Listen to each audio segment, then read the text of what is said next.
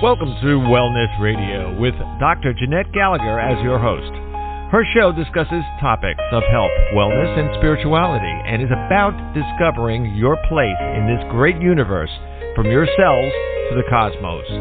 Along with her guest, in casual conversation, she strives to ask the difficult questions that may be holding you back from a vibrant life, and shares new ideas that may inspire you to make a change in your life that you only can see in your dreams. And now, here is Dr. Jeanette-Gallagher. Good evening, everyone, and welcome to Wellness Radio. This is Dr. Jeanette-Gallagher, and it's a pleasure to have you with us here this evening. Tonight we are going to be talking about our journey.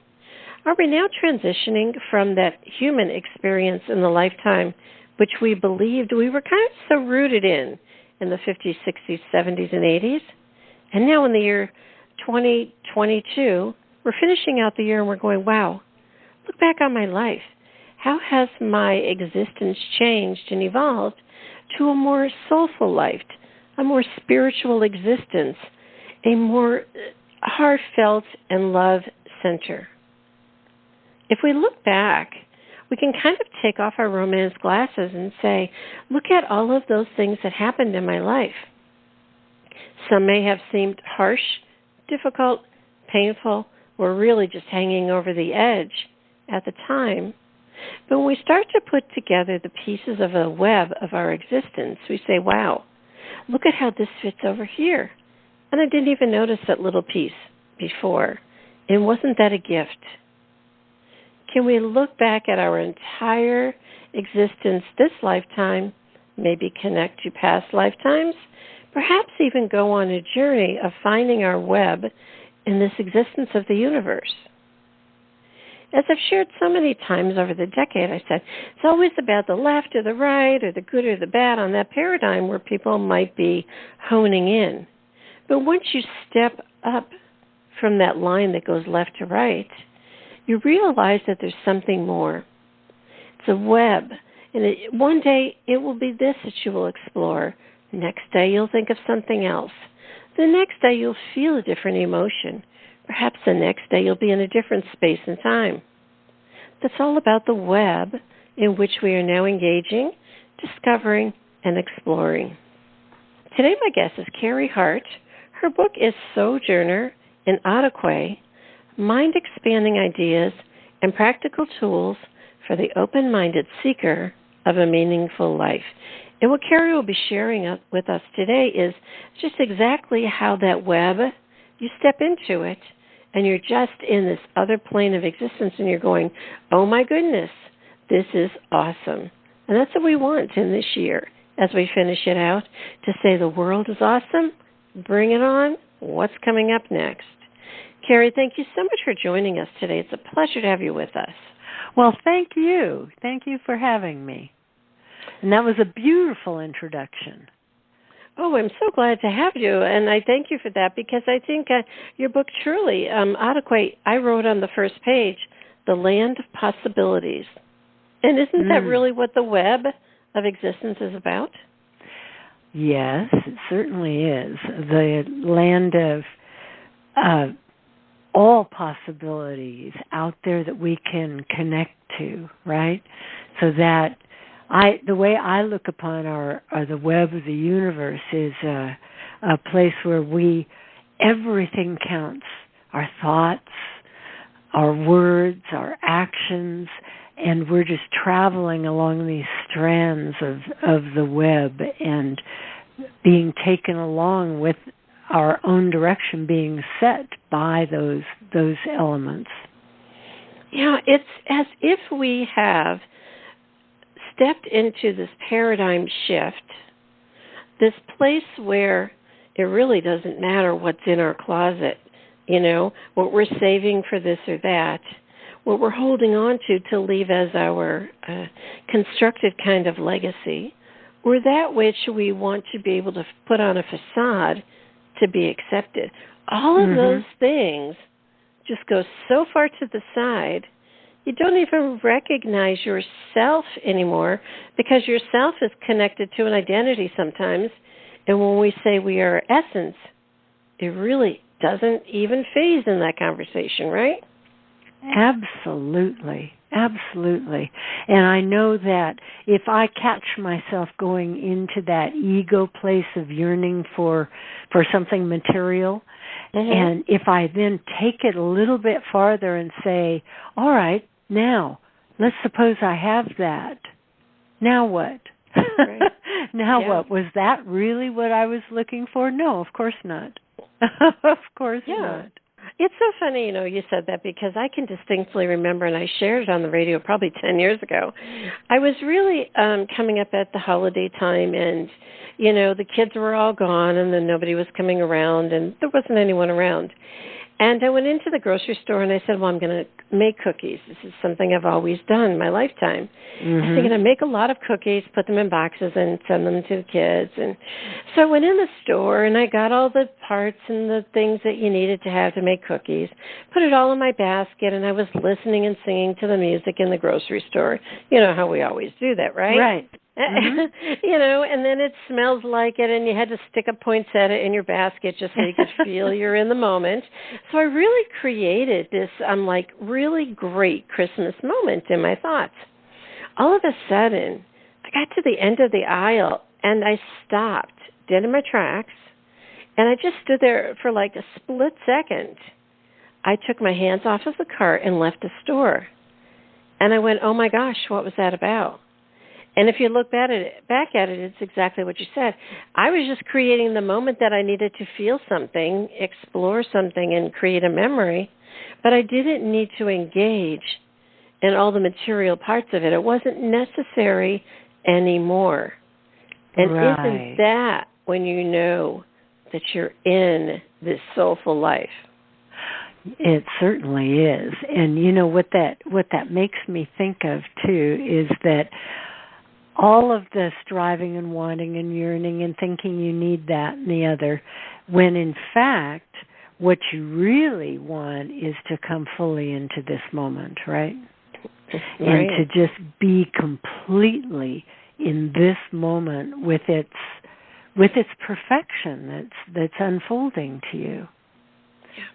I think, as I live here in New Orleans, and we've had so many hurricanes and lost so many times, I can distinctly remember the day after the hurricane just laying on the ground outside because it was so hot, and we all had heat stroke.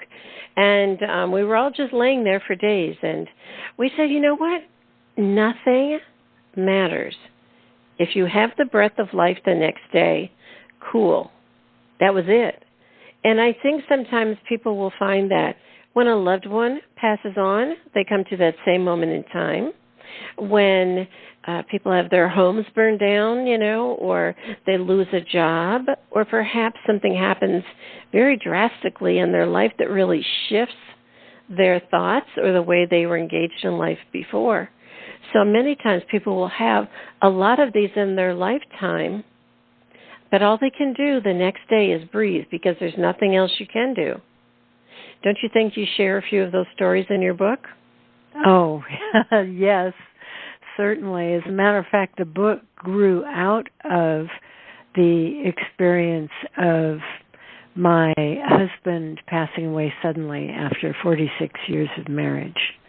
And in dealing with that situation, with that heartbreak, with that deep grief, I turned to all of these tools and techniques that I'd gathered on my 25-year journey and found them that, and meditation. I meditated for hours. And all of this was, I knew that I needed to create a brand new life. I just had to go through that, go through the grief, go into it, experience it, be that for the time where that was the primary driver in my life, and then build within that the pathway out to create a new life which still had joy at its center, still had love at its center, even without my husband there. And we absolutely can do that. We absolutely Well, I think really can. what happens is that when you're in a relationship with someone, your energy fields do overlap. And when they pass on, you feel almost as if, I'm sure you can remember this in the old cartoons, when something like a black shadow moves away, it kind of sucks out part of your picture. Do you know what I mean? And it kind of takes with it that part that had been overlaid. And I think I agree with you 100%. As a matter of fact, that's the conclusion I came to, was in looking and saying, why is it I feel like my right arm was just ripped off? Yes, well, exactly. Because it was. Yep. Yes. You are for 46 years. You're sharing a bed.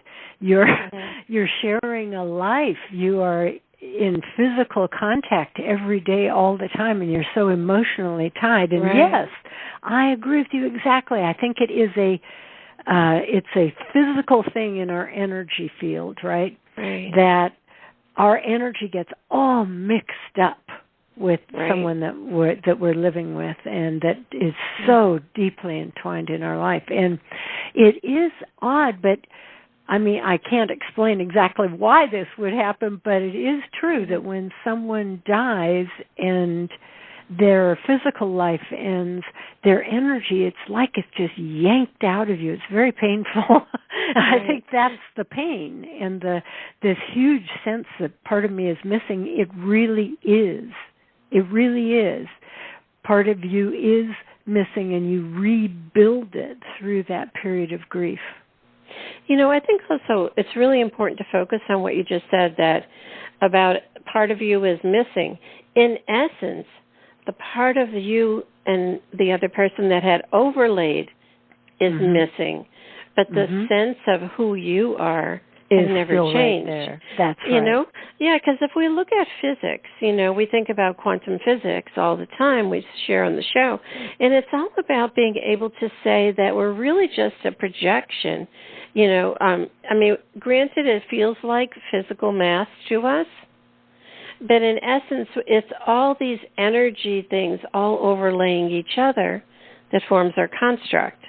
Right. So we feel it within our physical body, because it's like if you put two magnets together and you tried to, really strong ones, and try to pull them apart, which one's going to win? Which magnet is bigger or which one's smaller? It's kind of that distinct force that we're feeling when things move away from us. Like when you get in a wreck, or if you get fired from a job, or if a loved one passes on, or if all of a sudden there's no more money in your bank. All of these feelings, we feel it viscerally in our body, because that energy that is acquired within that story, within the feeling or thought, or that, material density, has now shifted, moved away, or changed. So we feel it, but we still have what's intact, and what's intact is our soul and spirit. And I think that's what we usually miss or haven't come to, that's just a flow of energy in and out of us, and that does not dismember us. It does not take us to the end. It's just a process. Do you think? And there is that process, though, of restructuring not only your life, but also your energetic self. So you, as I couldn't agree with you more, you are always intact. You are always you. Right. And that sense of who you are is right there. But then you rebuild, what is your life like energetically, and what does your energy body feel like without the presence of this other intertwined part that was there for so many years. It's quite a process.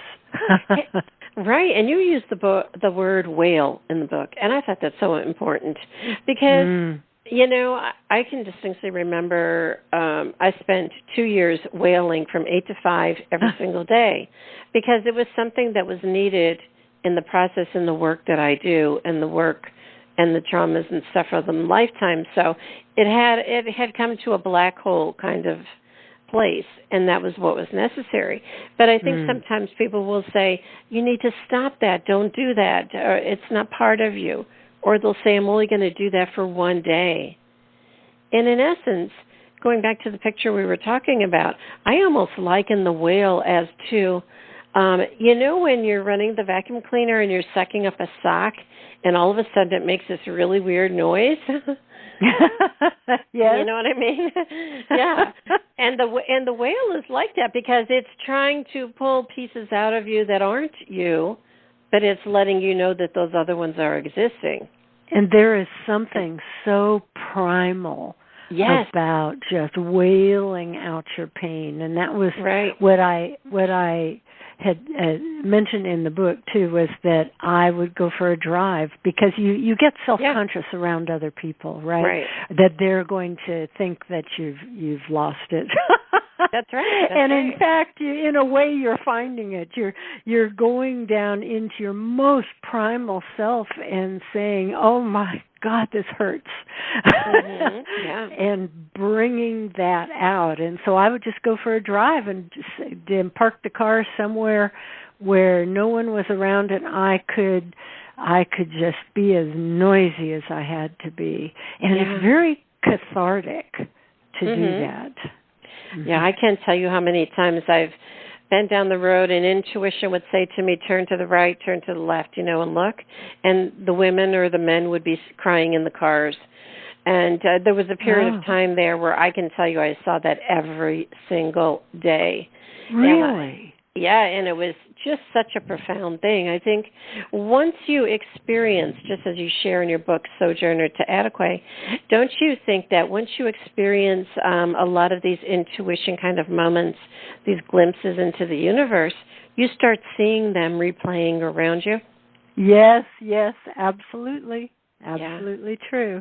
But that's fascinating, what you just said. It's just, that's a strong image. All of us in our cars. Yeah. Well, after a loved one had died unexpectedly in my life, my daughter, she was very young at the time, but we would turn on the radio as loud as we could and just cry through the tears then because it was a metaphor that we were able to shed. I think sometimes we get scared, and I find this a lot of times with my clients at end of lifetime, and they are afraid of the shedding process to let go, to be able to transition.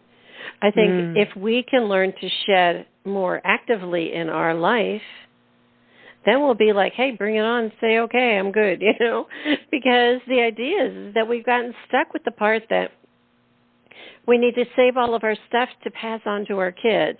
We need to save all of our stuff because we won't have money or be able to afford it. We need to do this, that, or the other to plan and prepare. I think our human existence has really set us up. And what you and I are sharing is we said, no more to that plan. We're not going to do that anymore. We're going to now embark on a new journey. And just as your book shares, is your journey, right? Yeah, and you know what's so interesting as we get older and look back, you see your life, these different lifetimes, they're very distinct periods that you didn't know when you were in the middle of one of them that it would end, right? And there are things that you thought, I'll always be like this. I'll always want to be a gourmet cook. And then one day you don't anymore. And that part of your life is over and you're embarked on another one. It's so fascinating. Yeah, it's so interesting. Someone had said one time, I'm back in the same spot. I said, nothing is ever the same. And, I've had so many years of quantum physics and chemistry and all this stuff, and nothing is ever the same. It is similar. It is not the same.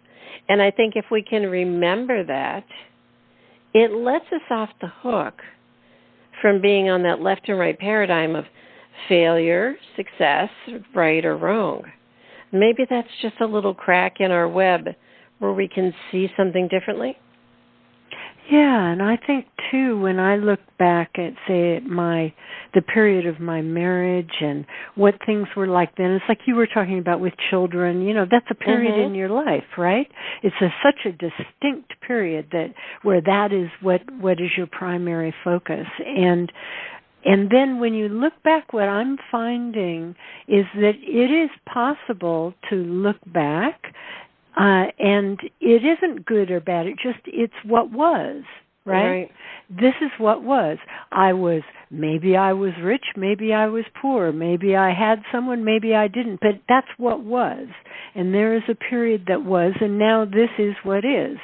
And it's okay. This moment doesn't need to be judged as, is it better or worse? Is it good or is it bad? Yeah. It's almost as if you feel like you're not rooted to the earth of their judgment, Sometimes, some people, they love these words, to get grounded, you need to go out and get grounded and hug a tree. And I'm like, honey, I've been flying my whole life. I'm not hugging a tree and getting held down by anything. So I'll see you later. So I think sometimes the idea, because I had always felt I was above that line. Do you know what I mean? And I think once you get above that line, you kind of do look down and you say, yeah, that doesn't fit anymore. Do you think you had periods of things that didn't fit anymore? Yeah, exactly. But they were wonderful for their time, too. And then, when I look back to on past experiences, and most especially, with my husband, and if I get that thought of, oh, I wish I had done something differently, or I wish something, the minute that comes in, I'm taken to a place that says, no, I always did my best, and so did he, and for who we were at that time, right? We loved each other. We were that just right for that as it was at that time. And I can apply that to my whole life, right? Yeah. That as I was at that time, I did my best. I did what made sense for who I was then. And I think that's important to bring us to the word truth, which you share a story in their book. And, I've always said there is no truth. Or sometimes I would share truth is a noose.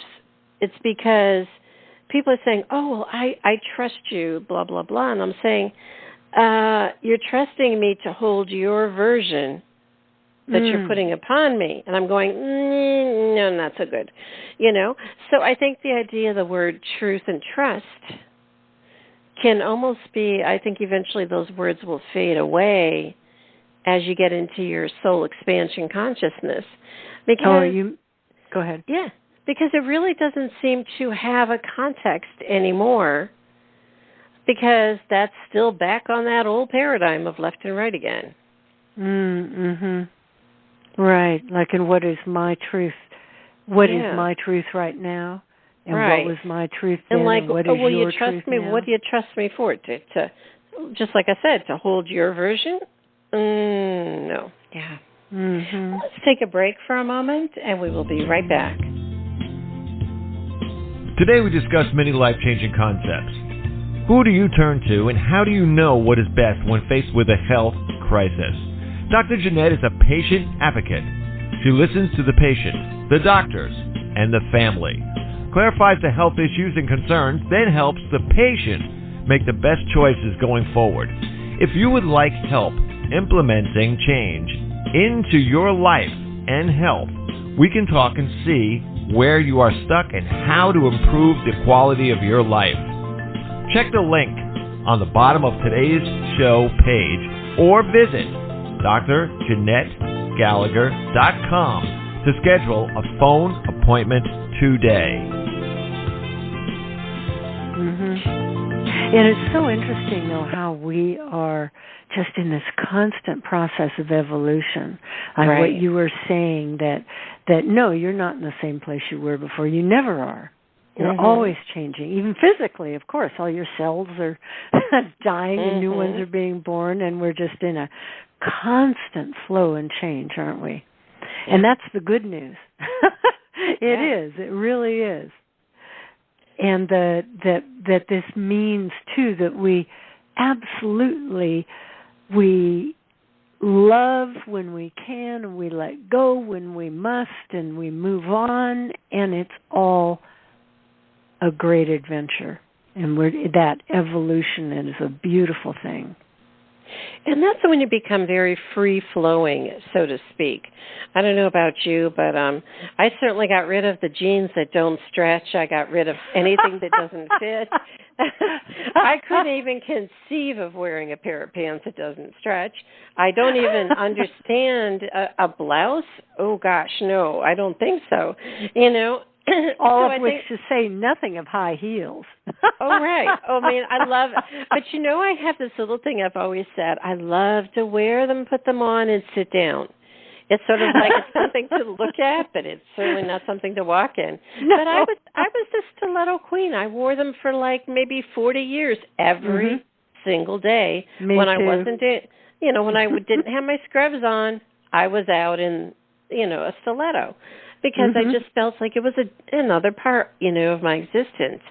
But I think also, too, once you become more free-flowing, you get into the expansion part where you say, what is my path about, or what is next? But you really don't look at it in the context of a lifetime. In other words, I'm not going to do this so I can get here to go there. It's sort of as if I'm open to an emotion or a feeling, and let's see where that will take me. In other words, sometimes people will say, oh, but I want to be able to move here to be able to find a husband that will help me, support me, and blah, blah, blah. When in essence what you're really saying is you want to be safe. So if you could just take the word safe and skip all that other jargon, let the energy in the universe take you on the journey. Yes, and you want to be safe and you want to be happy, and then at some point you realize that those are feelings that you have and that you can choose to have them. Yeah. You can and just it's choose. Like you don't have to get somewhere to get it. You know what I mean? Absolutely not. As a matter of fact, we know, as we look back, that even when you get to those places, you don't get that feeling. That feeling is always within you to create or not create at any time. And it's independent of the circumstances. It's such an odd thing that we focus so much on, my circumstance needs to change in order to achieve this feeling. And it's absolutely not true. Not true at all. It's so true, as, when we work with end-of-life times, people will say, oh, someone is dying, and immediately, the energy in the room shifts to sadness, grief, pain, struggle, or old memories. But in essence, I encourage people, how would you like to exit this world? And one of my patients, she said, I want to exit with joy. They had a birthday party with hats and balloons, houses full of balloons and cake and ice cream and everything at 3 o'clock in the morning when the ambulance brought her home, and she died at 4. And she went out the happiest way ever. So the question is, are we celebrating life as we used to know it, or are we celebrating joy and happiness every day, regardless of the human story we're still in? Exactly. And what you just said is such a perfect example of that even though you are about to die, you have the choice to feel totally happy, totally joyful, and totally safe. Yeah, because isn't that wonderful? And part of that, of course, is by looking at the higher arc of life, the longer stretch of our true life that goes on beyond this one adventure we're having here. I've always said I cannot wait until words go away and we could just do telepathy. The words in our language have gotten us so messed up this lifetime. How many times, even I've had to look up the word and I'll say, I do not know what that word means. And I would go to Google and say, define it. Sort of like, tell me what struggle is. It's like I've had horrendous things go on in my life. A lot of violence, a lot of very destructive things my entire life. But I see angels, I see ghosts, I'm good, I've got it, you know. But the idea is someone said, oh, I'm so sorry for your struggle. And I'm going, what? I don't know what you're talking about. And I think the idea is I had to look up and say, what does struggle mean? So when we start to evolve in the web, as you shared in your book, and we start doing some of these therapies and treatments that you list in the back of the book about, you know, energy or Reiki or mind-body work or homeopathy or anything that you would engage in, what starts to happen is those other things start to go away, and you say, I don't need to be able to finish my puzzle, or be a part of anything. And you become freer and freer and freer. And you start to feel that. If you come out of a Reiki treatment and you feel like you can just float up to the sky, it's awesome. But each time you engage in some of these therapies you listed, you incrementally start to shed. Isn't that what we're looking at now? Yes. And I'm so glad you mentioned freedom, because we don't often talk about it. And when you were talking about all the goals that people have of their perfect job or perfect relationship and all of these things, and in a great sense, what we need to be having, that we're walking toward, is freedom. Not toward the accumulation, but toward the freedom. Yeah. And ultimately, of course, leaving this life is a form of freedom, right? And also, too, don't you think, I know I've shared it, and possibly you have in your book, is you can start leaving this lifetime in your dreams and meditation. You can do out of body. You can do just being able to feel the energy flow. And I've gotten into the practice where I can actually bring my energy up and out of the body and let the body sit there on the side and observe it. So I think once we start getting into these techniques, these higher end techniques, that's when we really start helping self and others by sharing our stories. So isn't your book Sojourner and Ataquay about sharing your journey to help others? Yeah, absolutely. And Ataquay, what I mean there is that place that some people call non-ordinary reality, or the shared consciousness, or the unified field, whatever. And the word Ataquay is describing that place that we lift up into, that's a different, you could say it's a different dimension, but it's the place we go to experience that higher presence, and that closer to understanding ourselves as spirit. Yeah. It's that place off of that left or right paradigm that sucks us in. Yeah.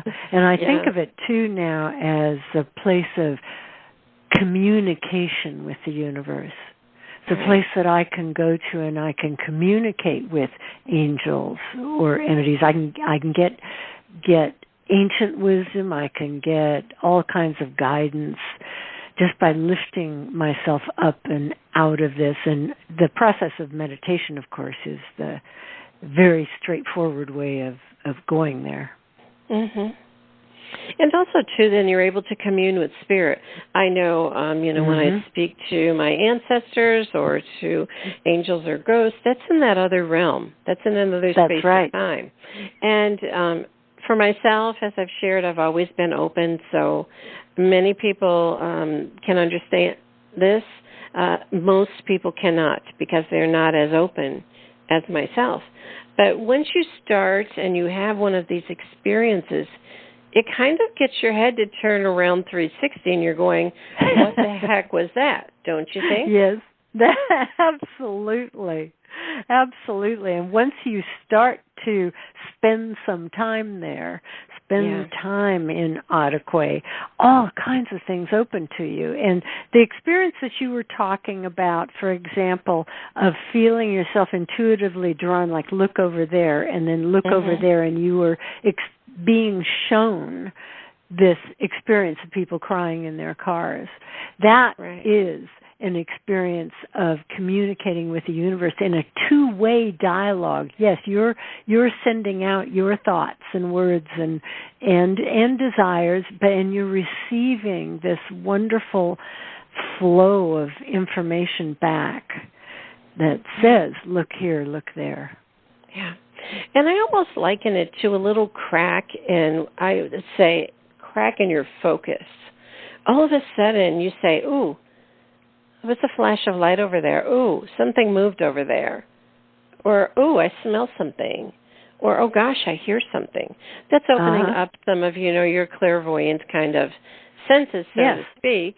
But in essence, when you've got all of those full on all the time, I'll just share this a little bit, is that I've always said I didn't know that people weren't like I am. I came to that one day and I was saying, I got so tired of saying, don't you see that? Don't you hear that? Look at that. Look at here. And they're like, would you please stop? We don't see, we don't hear, we don't know. And you're assuming it as such. And I think sometimes also, too, to put a little disclaimer there, is that when these things start to open up for you, as your experiences in the book and what we're talking about today, people will say, I'm going crazy. Something's wrong with me. The wonderful need to check in. when in sentences that begin with, now this sounds really weird, you're not going to believe what happened, is when someone's about to tell the story of when they were open to the universe. And of course, it's weird. It's different. And but we all have those experiences. And not everyone is as open as you are all the time to so much of that, but everyone has their experiences. Everyone has those. I remember once I was giving a talk on intuitive senses, and someone came up to me afterwards, and I said, "Oh, thank you so much. I always thought that I wasn't intuitive because I don't hear voices and I don't see visions." And one of the things that I was saying in my talk was that one of our great intuitive senses is a sense of knowing. You just simply know something. You know it. And he had a very strong sense of knowing, but he didn't realize that's what it was. That he could say, oh yeah, I am intuitive. I just sort of know things. And, of course, many people have a strong sense of intuitive feeling. They feel things. They feel things when they walk into the room. But it's so normal for them that they don't recognize it as an intuitive sense and a way they can travel in. But also, too, I think the idea is that people will say, I'm feeling something and it must be something wrong with me. I'm hearing something, it must be wrong with me. And they believe and they take it on as if they are defective or something is wrong, and it's something that they have to fix or shut down, take a drug, move away from, not experience again, or deny things at all cost. And I think once you understand that it's an opening up, it's not the shutting down, that is our next step. Yes, and a lot of the people that do that are people that have very strong, empaths, very strong in a sense of feeling, and they feel so vulnerable, and they feel that all of this is coming at them. And of course, the transformation that needs to take place is exactly what you said: is seeing the gift in that. What is the gift in knowing how everyone feels? Yeah. I can remember the times when I was feeling, there was so much stuff going on. Like, I can tell when a hurricane's coming here, and I will feel like really a whole lot of pressure beforehand. And then when it's raining and when the storm is going on, it's sort of like, I don't even notice it. It doesn't have anything to me, But then afterwards, I get this horrible depression, heavy weight, death, things like that, because that is what happens after a hurricane. So and then we also think about how do you evolve out of these situations if you are collecting experiences, feelings from others, sensing things. And the answer is take a shower, go outside, do something. There's a great art thing on Instagram right now. You just take this big bunch of putty or clay, and you just move it around the board and make something with it with your hands. So the idea is find a way to shift your energy inside and out.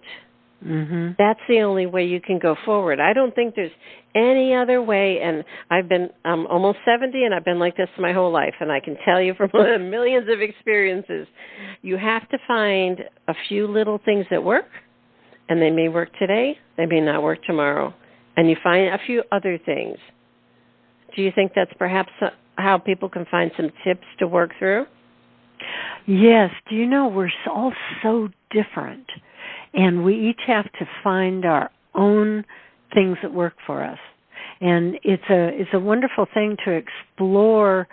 Like you might read a book and someone is talking about their strong clairvoyance, and you're saying, well, I don't have that. Is there something right? Is there something wrong? I don't have that. But we don't. We're all so different, and we're so unique in what will work for us. That's why I always looked upon my spiritual life as exploration and experimentation.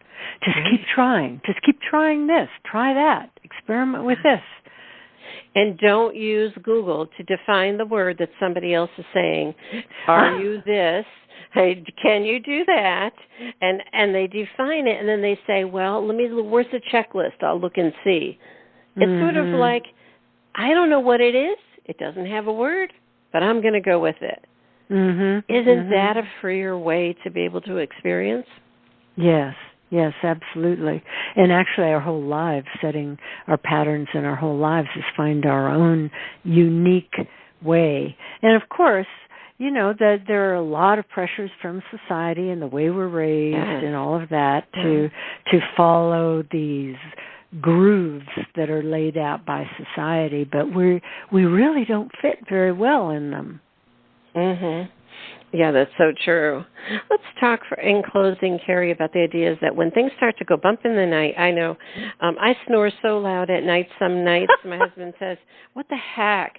I said, that's because as soon as I laid my head down on the pillow, I was out of body, and my snoring body tells me where to come. It's my honing device. It tells me where to come back in. So, and he goes, oh, okay, whatever, gotcha, got it, But then 2 or 3 weeks later, he'll say, are you in the bathroom? I'll say, no, I'm sleeping. He says, oh, someone just walked in the bathroom, so he sees ghosts. So I think sometimes, right, so sometimes we say, is that a scary experience? Is it something I should fear? And I think my answer, and I'll ask for yours in a second, is go through therapies and treatments. Go for a lot of these different things, hands-on healing, homeopathy, check out some herbs, do some different things, and just go and explore all these things to get a touchy-feely sense. And then when something does go bump in the night, you say, I recognize a piece of you the other day in meditation. I recognized that the other day. That's just energy movement. So we want to say, don't be scared, but find people who have had similar, because there is no same, similar experiences, listen, and then go home and explore your own. Your own, exactly. And it's like take a class to learn these techniques and explore, but then turn that into what works for you. Take the part of it that worked for you, throw away the rest, but try everything. Why not? Try all of these things and find that has been true for me. And after, listen to what other people have to share. They have wonderful things to share, and then take what works for you. And that's what's valid. And if some of it doesn't work for you, fine. You let that part go. And that's why in my experience of building my new life and in this book, what I did was put the very best that had worked for me in in my 25 years of exploration in the toolkit section at the back of the book is, and I would expect someone to go into that and say, well, that one didn't work for me. That's right. Let me try this next one. Oh, that one does, and especially if I add this little personal twist. Yeah. And you know what, it's been so interesting because I would give an herb to somebody, they would come in and, we'd talk for a little bit, and I'd say, let's try this herb. And then their next word is, what will it do for me?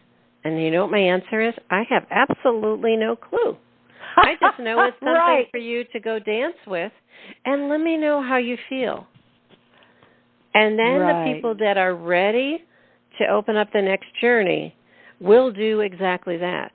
Those that can't understand it will just not even go on the journey. And they'll say, that thing didn't work. Yeah, okay, absolutely fantastic. But I think to welcome in things like plants and nature and the sun and the moon and the clouds and water and food and all these other different things to take you on a journey, it's like, let's join in their energy instead of always looking for another friend to be able to go along the route because, hey, you need somebody to pull you off the edge, right? Right. Exactly. And it's such a beautiful journey. And it definitely gets a little out there sometimes, but... Yes. My daughter consistently says to me, Mom, dial it back. So we have to just remember sometimes we need to dial it back, but all good. Yes. Well, Carrie, it was a pleasure to speak with you. Can you share with the listeners how to find out more information about your work? That would be wonderful. Oh, absolutely.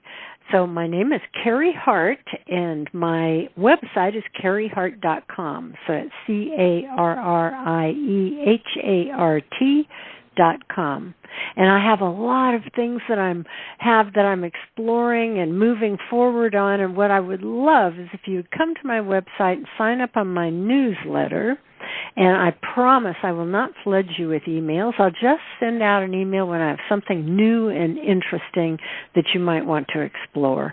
And you can also buy the book that way. My book, Sojourner and Ataquay, is out on Amazon. And if you go to carriehart.com, you can find the link to Amazon to buy the book, also explore other things on the site. I have some wonderful guided meditations you might enjoy. And be sure and sign up for the newsletter so you find out when I have new things coming. Very good. Well, Carrie, it was a pleasure to have you with us today. Oh, it was a lot of fun. As we say, thank you for dancing in the ethers with us. Yes, thank you.